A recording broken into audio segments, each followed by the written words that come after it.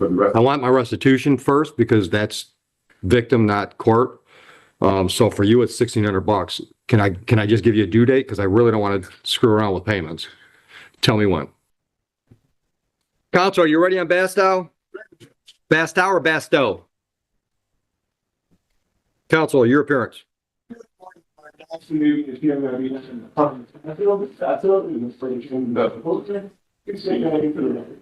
Perfect, Bastow.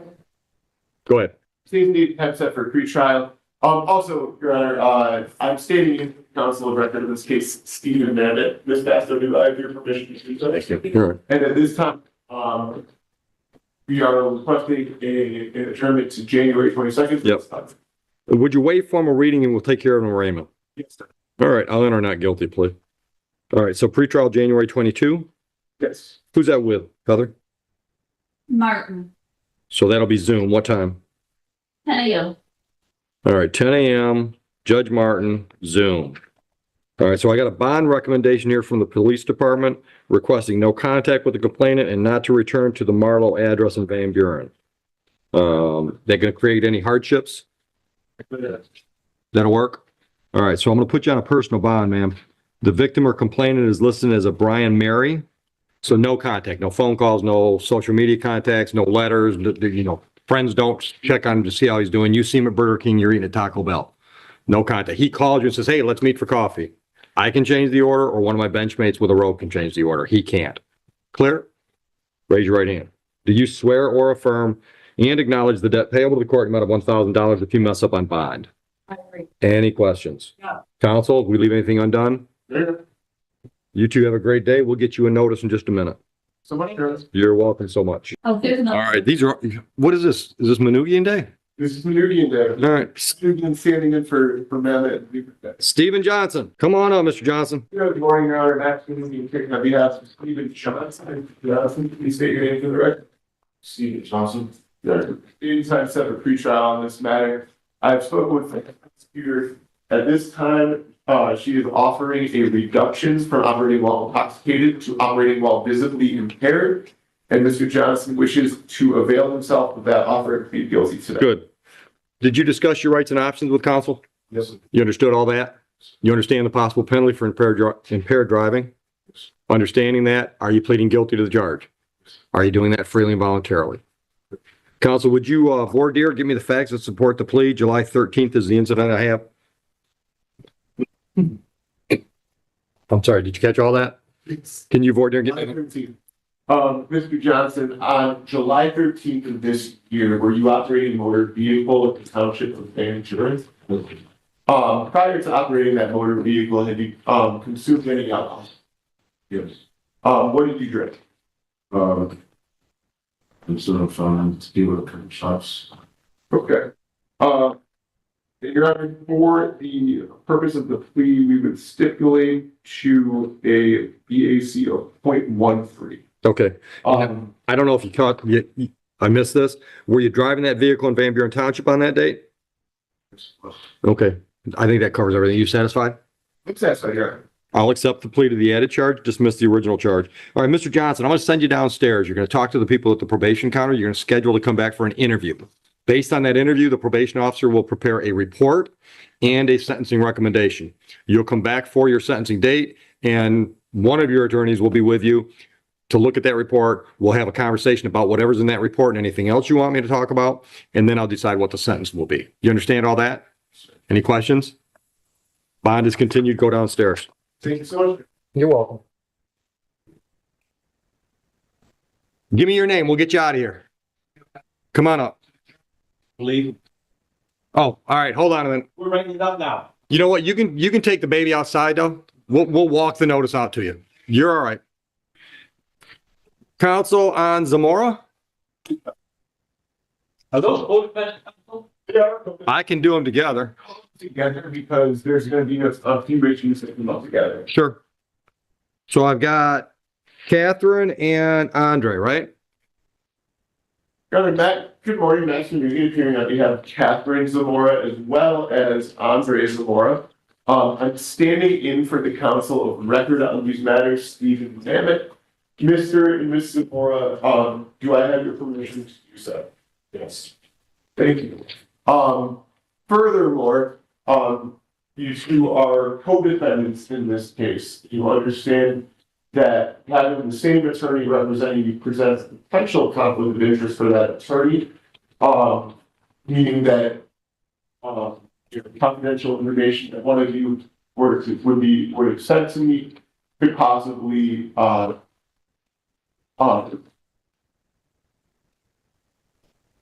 Compromise your legal position.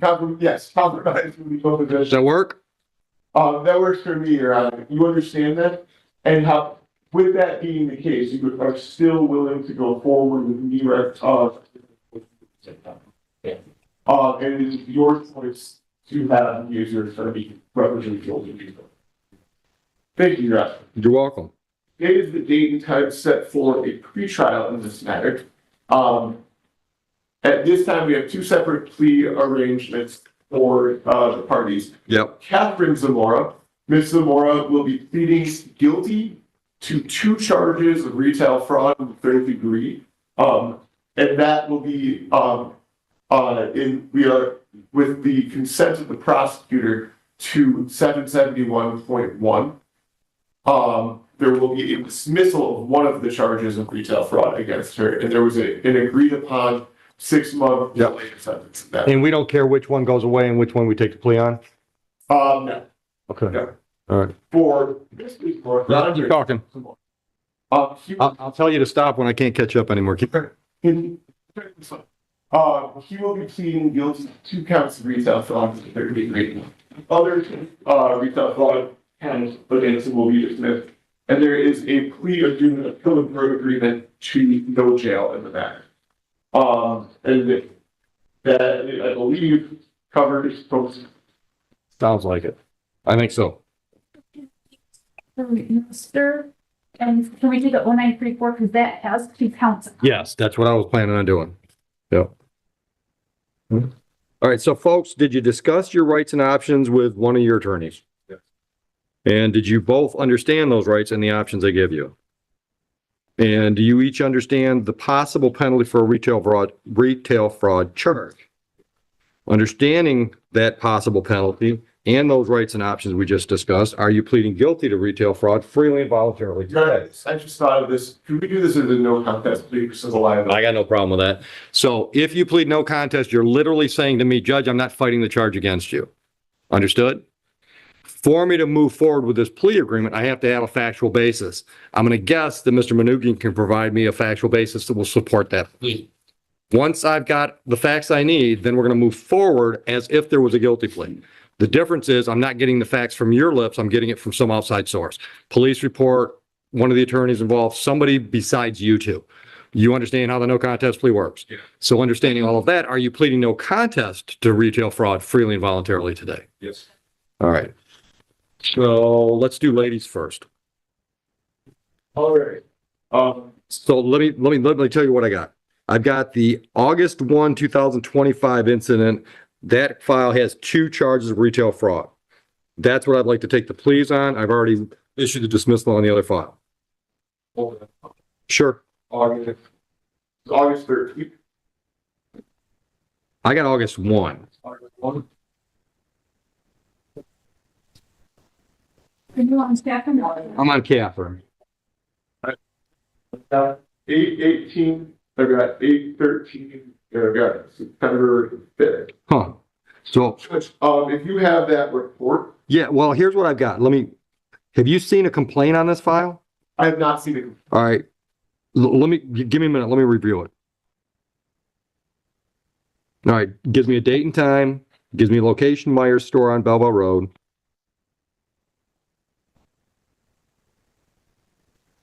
Counsel, I think the complaint has the facts I need to support the plea, and I'll be happy to let you take a look at it. Take a quick review and see if you think it does, and then nobody's got to tell me anything on that. Perfect. Are you satisfied? That's fine. All right, so on Mrs. Zamora's file, I've accepted the plea. Please. So let me do a little bit of scribbling.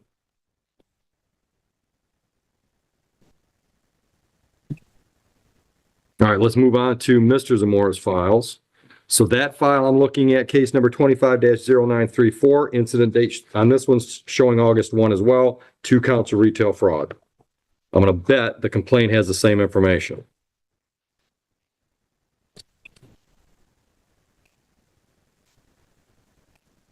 And it does. All right. Are you satisfied, Mr. Manugia? All right. So already dismissed the other 2 charges. So now I've got no contest pleas on 2 charges for each of the defendants, and I'm ready to talk about sentencing. Well, Your Honor, I was not anticipating sentencing today. I can do a pre-sentence if Have you know your factual situation better than I do. I obviously have a more complete picture of who you 2 are and what the circumstances were if I send you for an interview. So I'll leave it to you. I'm okay either way. You just trying to get some water. Oh.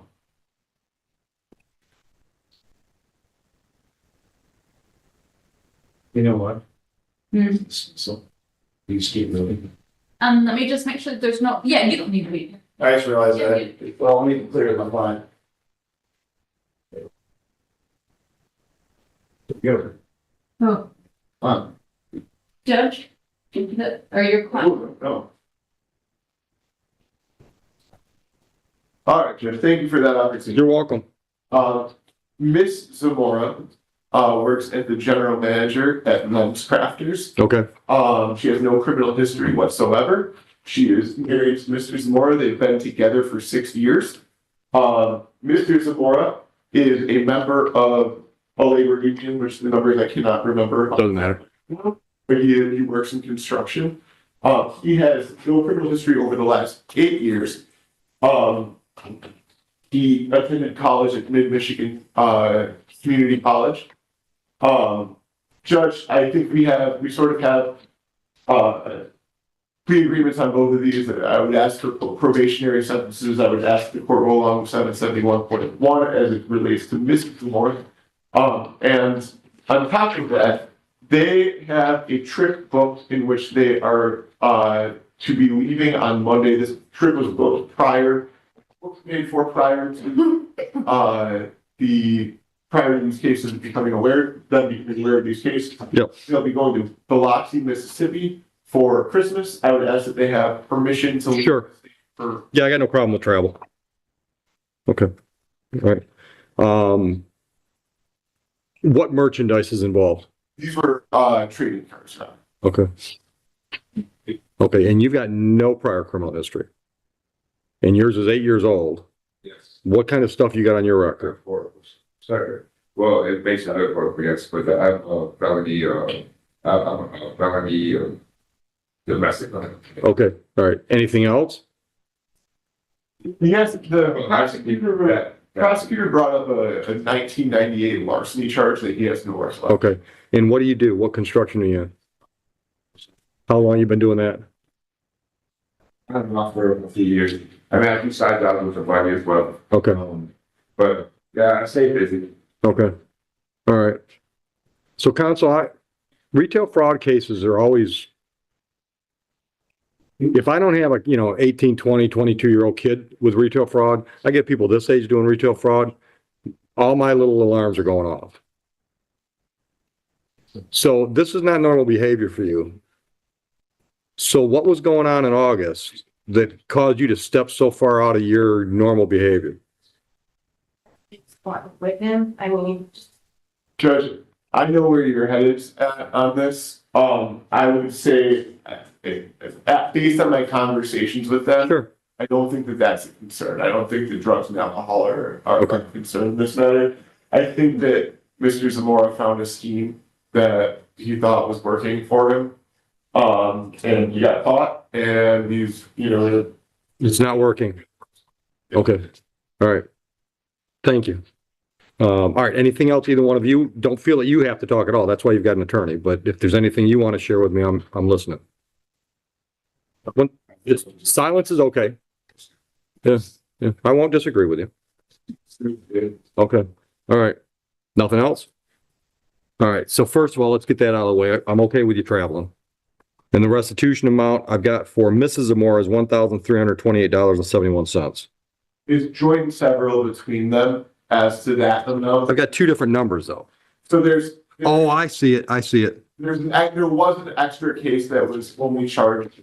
I see that. Yep. Which, All right. You understand what that means? So I can collect, the court can collect a $1,300 number from either one of them. But only he's on the hook for the extra $300 or whatever the math's gonna work out to be. And I, 60 something. yeah. All right. She's got to put it all in the computer. All right. Are you working? He's a contractor, but are you? Len, you told me that. Just checking to see if he was right. It's quiet in here when I'm not talking. So Heather, what I'm doing on Mr. Zamora is on count one, I'm ordering restitution of $1,328.71, and on count two, I'm ordering the additional $334.71. You got that? Ms. Zamora, what I'm going to do for you is I'm going to do the delayed sentence for 6 months. During that time period, stay out of trouble, no new criminal charges. I'm ordering the restitution amount that we've talked about 4 times now, $1,328 and change. Court costs are assessed the amount of $500. Mr. Zamora, on count one and count two, $300 fines and costs on each file for a total of $600. 2 days on the court work program in lieu of jail time on each file for a total of 4 days, and restitution amounts of $1,328 and change on the first, $334 and change on the second. Understood? Money. How much and when can we get it? I want my restitution first because that's victim, not court. So for you, it's $1,600. Can I just give you a due date? Because I really don't want to screw around with payments. Tell me when. All right. And how about the additional 600 for fines and costs? Oh. Yeah. So we got roughly 1,600 and For that. yeah. All right. So both restitutions due by January 30th because I like Friday due dates. Yes. Yes. And $600 fines and cost by February. We'll just call it 28. Heather, Yep. I'm going slow. All right. And Mrs. Zamora, that means you got to come up with the $500 because he just said he's taking care of the 1,300. When? Okay. Now, if he doesn't pay the 1,300, you're still on the hook. Understood? Any clarifications necessary? All right. Good day. Thank you so much. Oh, no, I didn't. There's one more thing I have to do. I got to have these two folks go to the Van Buren Township Police Department with fingerprints. Can you folks do that today? Yes. All right, so have the people where you get you some paper, so when you show up, you hand the paper to the cop at the desk and they'll know what to do with it. All right. Thank you so much, Your Honor. Very good to see you. Always a pleasure, Mr. Manugian. What makes this case so fascinating isn't just the charges, it's the people standing in front of the judge. Catherine and Andre Zamora weren't teenagers making impulsive mistakes. They were adults with careers, responsibilities, and a shared life together. Yet somehow, they ended up charged with multiple counts of retail fraud, standing side by side in the same courtroom, represented by the same attorney, and facing the same consequences. One of the most important legal moments in this hearing was their decision to enter a no-contest plea. Now, this is critical to understand. A no-contest plea isn't the same as admitting guilt directly, but legally, it allows the judge to treat the case as if the defendant were guilty for sentencing purposes. It also protects the defendants from their own statements being used against them in related civil cases.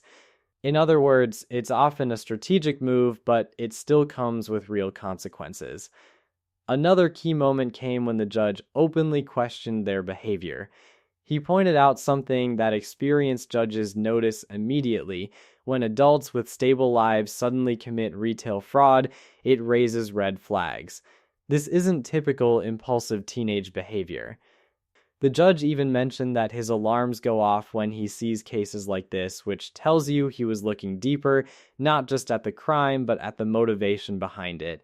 And then came the financial consequences. Restitution was clearly the judge's top priority. He made it crystal clear that repaying the victim comes before paying court fines. This reflects one of the most important principles in criminal law. Restoring the victim is often the first step toward justice. The Zamoras were ordered to pay over $1,600 in restitution, along with additional fines and court costs. But perhaps the most interesting part of the sentence was what didn't happen. There was no jail time. Instead, the judge imposed a delayed sentence, fines, restitution, and participation in a court work program. This tells us something important. The judge was balancing punishment with opportunity. He was giving them a chance to prove that this was a mistake, not a pattern. This type of sentence sends a clear message: accountability matters, but so does rehabilitation. Now here's the real question for you. Do you think the judge was too lenient, or do you think he gave them exactly what they deserved? Should first-time offenders always get a second chance, or should theft always mean jail time no matter who you are? Cases like this highlight the delicate balance judges must maintain between punishment and fairness. Every decision impacts not just the defendants, but victims, families, and the justice system as a whole. And for Catherine and Andre Zamora, this moment will likely follow them for the rest of their lives. Their freedom came with a price and a warning. If you found this case as shocking as we did, make sure to hit that like button, share your thoughts in the comments, and don't forget to subscribe for more jaw-dropping courtroom breakdowns.